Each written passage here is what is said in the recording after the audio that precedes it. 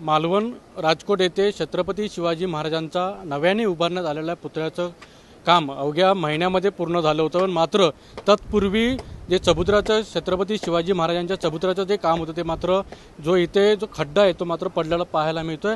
हे पूर्णपणे आता जे काम जे आहे ते मात्र सार्वजनिक बांधकाम विभागाकडून ते पूर्णपणे चिरे जे आहे ते काढण्याचा प्रयत्न काढले जात आहे।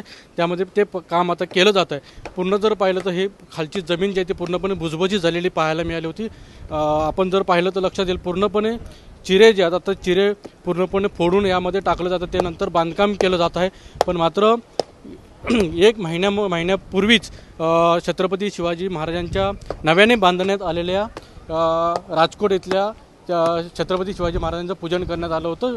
त्यावेळेला राज्याचे मुख्यमंत्री देवेंद्र फडणवीस आले होते। मात्र एक महिन्यामध्येच अशा प्रकारे हा चबुतऱ्याचं जे खालचं बांधकाम आहे, जे जमीन आहे ती मात्र खस्ताना पाहायला मिळते।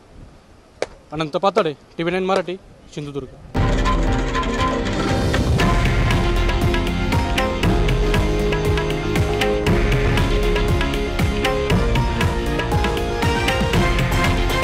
हे आहे देशातील नंबर 1 न्यूज नेटवर्क आणि आपण पाहत आहात TV9 मराठी, एकमेव।